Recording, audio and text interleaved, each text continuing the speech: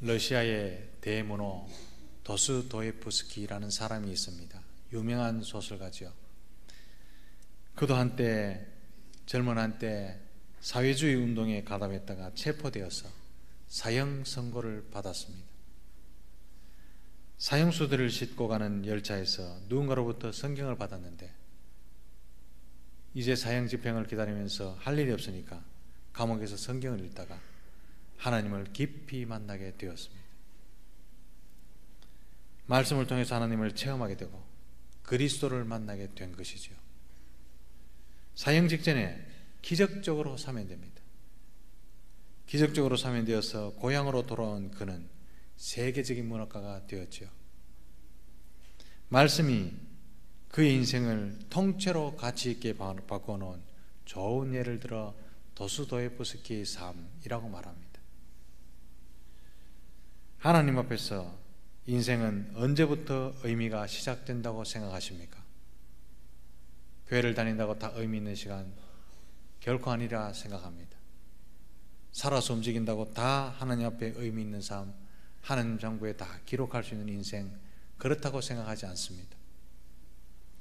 성경은 의미 있는 인생은 말씀대로 살기 시작한 때부터라고 정확하게 가르쳐 주십니다. 원래 실천사항 중에 하나가 말씀에 깨어있기입니다. 어떻게 하는 것이 말씀에 깨어있는 것일 수 있을까요? 말씀을 체험하고 그 말씀에 순종하는 것이 말씀에 깨어있는 삶인 줄 믿습니다. 여호수아서 1장 8절 말씀에 보면 이 율법책을 네 입에서 떠나지 말게 하며 주야로 그것을 묵상하여 그 안에 기록된 대로 다 지켜 행하라.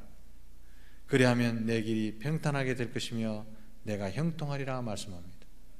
하나님은요, 이 율법책을 내 입에서 떠나지 말게 하고 묵상하라 여기에 마치지 않습니다. 지켜 행하라. 요한계시록 1장 3절에도 이 말씀을 읽는 자와 듣는 자와 지키는 자가 복되다 말씀하셨습니다. 지키는 데까지가 한 세트죠. 말씀을 귀로만 듣는 것, 듣고만 있는 것, 이것을 말씀에 깨어있다라고 말할 수 없습니다. 말씀만 들으면요, 삶의 변화가 하나도 없습니다. 말씀을 수백 번 듣고 수천 번 들었는데 그 성질은 그대로입니다. 그 말씀과 부딪힌 삶, 인카운트한 삶이라 할 수 있을까요? 결코 그럴 수 없습니다. 말씀이 그를 지배하고 있다라고 말할 수 있을까요? 결코 그렇게 말할 수 없습니다. 들은 말씀대로 살고자 애를 쓰고 몸부림칠 때 그것이 말씀에 깨어있는 것이고 거기서부터 의미 있는 인생이 시작되는 줄 믿습니다. 오늘 본문에 보면 아브라함의 인생이 의미 있게 시작한 때는 75세부터였다 그렇게 말합니다. 그 전에 75년의 인생은 기록할 가치도 없었던 거죠. 4절 말씀에 아브라함이 하란을 떠날 때 75세였더라. 중요한 말씀입니다. 이 구절은 그냥 아브라함의 나이 늙으막해서 하란을 떠났다 이 보고가 아닙니다. 그냥 아브라함의 나이를 가르쳐 주려고 기록한 것이 결코 아니죠. 이 말씀은요, 한편으로는 아브라함이 75년 동안 열심히 살아왔을지는 몰라도 갈대아우르 해서 우상 만들어 팔아서 부자가 되고 누리면서 살았는데 그런 삶을 살았을지는 몰라도 헛된 시간을 살았다. 이게 75세였더라는 의미고, 또 다른 한편으로는 75세라도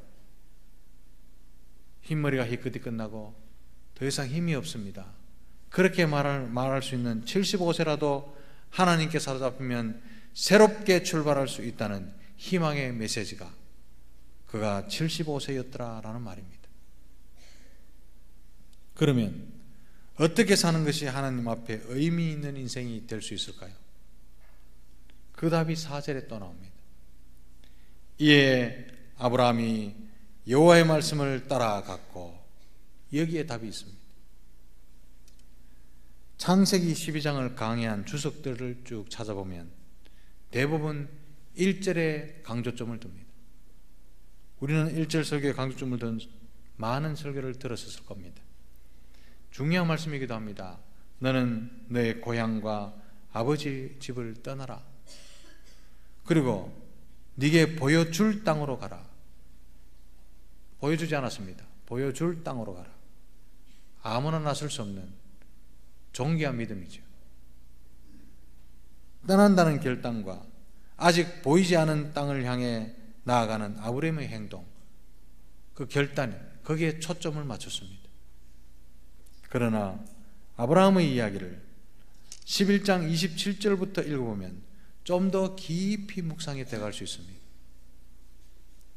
창세기 12장 1절의 말씀은 갈대아 우르에서, 하란이 아니라 그전 갈대아 우르에서 우상 팔아서 장사할 때 이미 아브라함이 들었던 말씀이다. 그걸 기억할 수 있죠. 그것을 어디서 알 수 있느냐 하면 사도행전 7장에 스데반 집사님의 설교를 통해서 알 수 있습니다. 사도행전 7장 2절과 3절 말씀에 이렇게 기록이 되어 있습니다. 스데반이 이르되 여러분 부형들이여 들으소서. 우리 조상 아브라함이 하란에 있기 전에 메소포타미아 있을 때에 영광의 하나님이 그에게 보여 이르시되 내 고향과 친척을 떠나 내가 네게 보일 땅으로 가라 하시니. 하란 그 전에 메소포타미아 갈대아 우르죠. 갈대아 우르에서 이미 들었답니다. 스데반의 설교를 통해서 아브라함이 하란에 이가하기 전에 하나님 말씀을 이미 들었다는 것을 알 수 있습니다. 그러나 하란에서 이 말씀을 다시 들을 때와는 엄청난 차이가 있었습니다. 그때도 말씀을 들었습니다. 갈대아 우르에서도 생생한 음성으로 하나님 말씀을 들었습니다. 그러나 그대로 살아보자, 내 삶을 말씀 속에 맡기자, 이 말씀에 사로잡혀 살아보자, 그런 적극적인 결단은 없었습니다. 사랑하는 성도 여러분, 하나님 말씀 와서 듣기만 한다고 의미 있는 삶이 되는 것이 결코 아닌 것이 여기에 있습니다. 그것은 단지 종교생활에 불과하죠. 요식행위입니다. 오직 말씀이 삶을 변화시키고 나를 움직인다는 사실을 깨달아 순종할 때 비로소 의미 있는 삶이 시작된다는 사실을 기억하시기를 바랍니다. 아브라함의 인생이 새롭게 시작된 것은 메소포타미아에서 갈대아 우르에서 들은 말씀을 하란에서 순종하고부터 시작된다는 사실을 기억해야 합니다. 목숨 걸고 말씀을 붙잡기 전까지는 그냥 그렇게 범인으로 살았습니다. 기록될 가치도 없습니다. 75세까지는 그냥 그렇게 사는 거죠. 자기 딴에는 열심히 살고 세상 것을 이루어 살고 부자가 되고 동네 유지가 되고 살았을지는 몰라도 하나님 앞에서는요, 가치 없다. 말씀에 붙들리는 역사 없이는 결코 의미 있는 인생, 새로운 삶은 시작되지 않는다는 거죠. 아브라함은 그걸 온몸으로 우리에게 보여줍니다.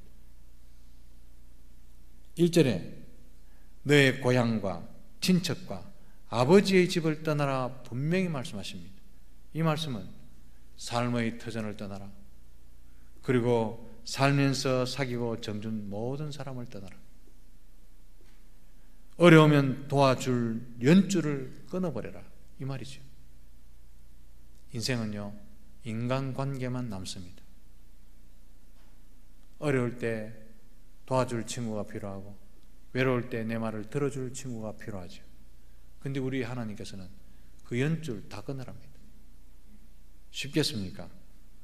사람들의 습성은 이 땅에서 영원한 하나님의 나라가 있는 줄 아는데도 이 땅에서 더 가지고 싶고 이 땅에 더 쌓아두고 싶고, 그리고 학벌, 물질, 연고 이런 걸로 동아줄로 서로를 연결하고 싶어 합니다.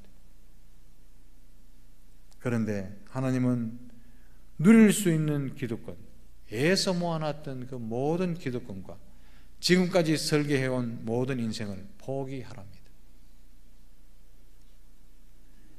이것이 쉽겠습니까?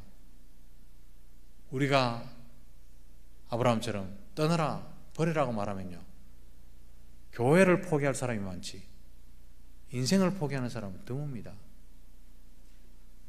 결코 순종하기가 쉽지 않습니다. 그러나 자기가 의지하고 믿을 만한 구석을 버리고 떠나야 온전한 하나님만 바라볼 수 있고 믿음의 조상이 될 수 있고 의미 있고 가치 있는 인생이 될 수 있기 때문에 하나님은 떠나라 말씀하십니다. 만약 아브라함이 이 말씀을 따르지 않았다면 그의 존재는 더 이상 없는 겁니다. 사람은 누구나 안주하고 싶은 마음이 있습니다. 강렬합니다. 누구나 편한 인생을 꿈꾸면서 편하게 지내고 아무 고민 없이 사는 것을 축복이라 말하고 싶습니다. 그러나 하나님은 그것을 축복이라 말씀하시지 않습니다. 창세기부터 시작합니다. 75세 늙어막한 나이에 자기가 지금 살고 있는 것보다 더 못한 곳을 향해서 이민을 간다는 것, 모험이죠. 설명 안 됩니다. 믿음이라는 것 외에는 설명이 되지 않습니다. 그런데 하나님께서는 말씀을 희미하게 만들고 하나님을 바라보는 비전을 흐릿하게 만드는 모든 것을 버리고 떠나라 하십니다. 내가 너무 많아서 하나님 모른다 할까 염려되고, 내가 너무 배불러서 하나님 말씀이 잘 들어오지 않을 때 하나님은 우리에게 말씀하십니다. 떠나라. 떠나는 것이 네 생명을 가꾸는 것보다 훨씬 더 중요하다. 사랑하는 성도 여러분, 말씀을 들을 때 하나님의 능력과 은혜도 마구 쏟아지는 줄 믿으시기를 바랍니다. 진실하게 말씀을 들을 때 이적 기사가 일어나는 것을 확신했습니다. 저는 체험했습니다. 그런데요, 말씀을 들을 때 쏟아지는 엄청난 축복과 은혜는 아직 내게 아닙니다. 내 것이 아닙니다. 무주공산이죠. 그 축복이 나의 축복이 되고 그 은혜와 역사가 내 것이 되는 것은 말씀에 순종하고 실천할 때부터라는 것을 기억하시기를 바랍니다. 이때 이게 중요합니다. 실천하지도 않는 말씀을 들을 이유가 없죠. 토끼와 거북이 이야기 듣는 것이 훨씬 낫습니다. 토끼와 거북이는 재미라도 있죠. 사랑하는 성도 여러분, 믿음 생활은 결코 뜬구름 잡는 소리가 아닙니다. 믿음이란 용감하게 떠나는 것을 의미한다는 사실을 기억하시기를 바랍니다. 우리는 믿음을 지켰다. 그분 믿음이 참 좋아. 믿음을 지켰어. 그렇게 말을 하는데 그게 무슨 뜻인 줄 아시고 하십니까? 믿음을 지켰다는 것은 하나님께서 우리에게 분부하신 말씀을 지켰다라는 의미입니다. 말씀을 지키는 것이 믿음을 지키는 겁니다. 사랑하는 성도 여러분, 하나님 앞에 의미가 있고 가치 있는 인생을 살기를 원하십니까? 그러면 아브라함처럼 말씀을 따라 끝까지 나가보시기를 주님의 이름으로 축복합니다. 하나님의 말씀에 붙들리는 그 순간 의미 있는 삶이 시작되고 하나님의 역사를 보게 될 줄 확신합니다. 하나님 아버지 말씀에 한 번도 붙들려 보지 못한 인생이어서는 결코 안 되죠. 사랑하는 성도 여러분, 내가 원하는 삶을 위해서 하나님이 필요한 것인지 아니면 하나님이 내게 주신 비전을 위해서 살 것인지 늘 고민하며 살아야 될 사람이 이 땅에 사는 그리스도인들입니다. 말씀에 붙들려 순종하는 시간이 의미 있는 시간이고 그런 삶이 가치 있는 인생임을 가슴에 새겨두시기를 주님의 이름으로 축복합니다. 말씀을 듣고서도 적당히 살고 말씀이 쏟아지는데도 변함없이 사는 것은 남는 것이 하나도 없는 그런 헛된 인생이라는 것이죠. 아브라함을 믿음의 조상이다 그렇게 말하는데 그 시작이 순종에서부터 비롯되고 그 출발이 여기서 이 본문에서 출발된다는 사실을 기억해야 합니다.